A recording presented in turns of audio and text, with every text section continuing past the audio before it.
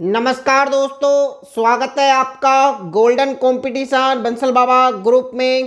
Test number 14 के लिए सभी लोग तैयार रहें। जैसा कि आपको पता है, आज सॉफ्टवेयर में नेविगेशन की और माउस का लेफ्ट और राइट क्लिक बंद है, तो सावधानी पूर्वक सभी लोग डिक्टेशन लिखेंगे। डिक्टेशन स्टार्ट होगा 5 सेकेंड बाद।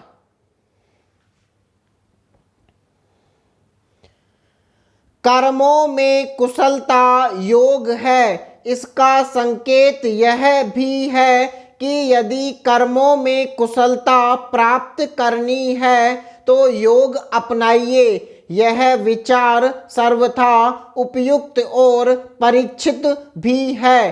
कार्य कुशल व्यक्ति एक प्रकार का योगी ही होता है। योग के 8 अंगों में से यम, नियम, आसन, ध्यान, ये 4 प्रत्येक व्यक्ति को सामान्य जीवन में लाभ पहुंचाते हैं। इनके अंगों के साधन से व्यक्ति तन और मन दोनों को सशक्त और परम उपयोगी बना सकता है। युवा वर्ग के लिए तो योग वरदान से कम नहीं है। युवकों के सामने एक लंबा जीवन होता है। उनके विविध लक्ष्य, अभिलाषाएं और सपने होते हैं। उनसे समाज और राष्ट्र की अनेक अपेक्षाएं होती हैं। इन सभी को प्राप्त करने और अपेक्षाओं पर खरे उतरने के लिए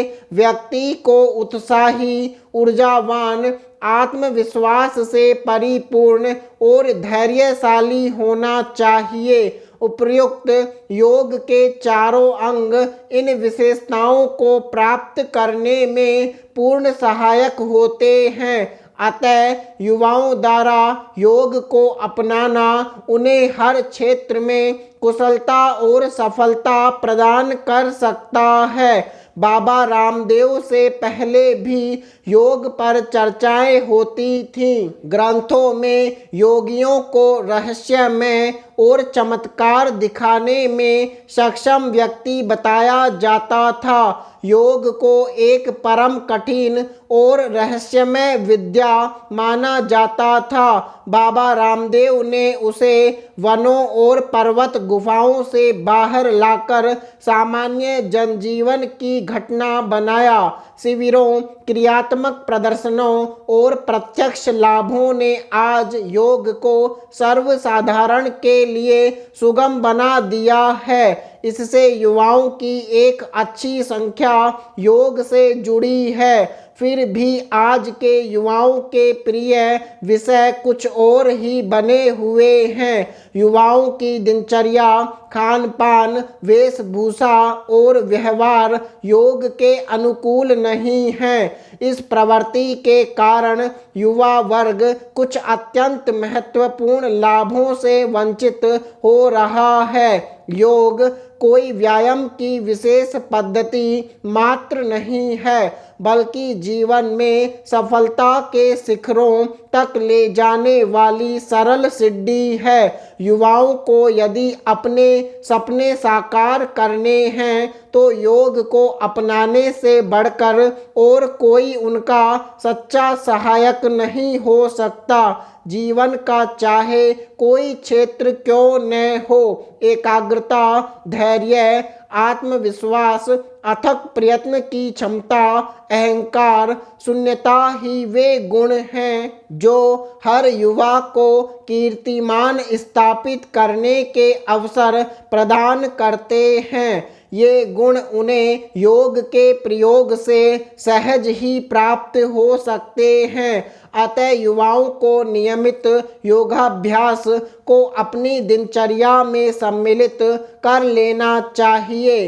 इससे व्यायाम और जीवन के नए नए आयाम दोनों का लाभ प्राप्त होगा। पैरा। भारत में 6 ऋतुएं पाई जाती हैं: ग्रीष्म, वर्षा, शरद, हेमंत, शिशिर और बसंत। इनमें बसंत को ऋतुराज और वर्षा को ऋतुओं की रानी कहा जाता है। वास्तव में वर्षा ही वह ऋतु है जिसका लोगों द्वारा सर्वाधिक इंतजार किया जाता है। कुछ समय पूर्व तक भारतीय कृषि को मानसून का जुआ कहा जाता था। भारतीय कृषि पूरी तरह से वर्षा पर निर्भर होती थी तथा गर्मी के मारे पशु पक्षी मनुष्य सभी बेहाल हो जाते थे। छोटी छोटी वनस्पतियां सूख जाती थीं, धरती गर्म तवा जैसी हो जाती थी। ऐसे में सभी अत्यंत उत्सुकता से वर्षा का इंतजार करते थे।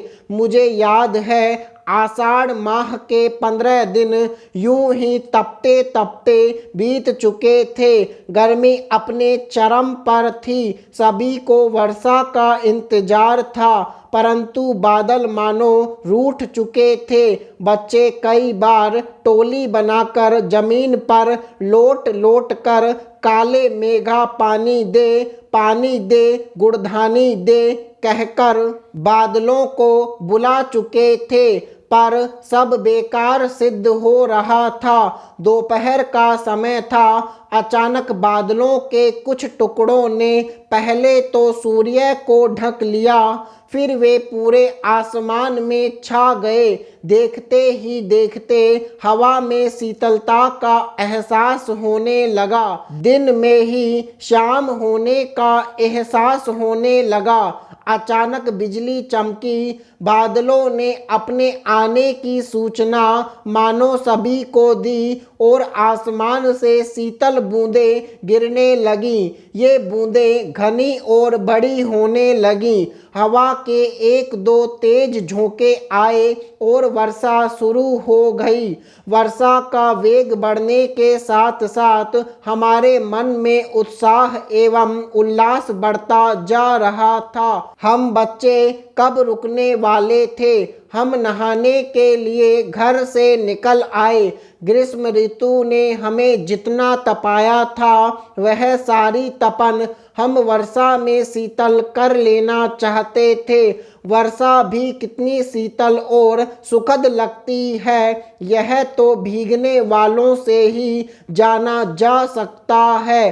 पर मेघ की गर्जना सुनकर आम आदमी क्या, सीता विहीन श्री राम भी डरने लगे थे। 2 घंटे की लगातार वर्षा में सब कुछ जलाशमय हो गया। खेत, बाग, गलियां, नीची जगहें तालाब का रूप धारण कर चुकी थीं। पेड़ पौधे नहाए धोए प्रसन्नचित्त लगने लगे थे।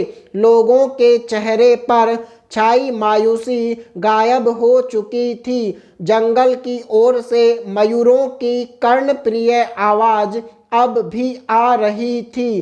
किसान खेत की ओर चल पड़े। ऐसे में अब बच्चे कहाँ शांत बैठने वाले थे। हम भी कागज की नावें लिए तालाब की ओर चल पड़े, क्योंकि हमें भी जल क्रीड़ा का आनंद लेना था। समाप्त।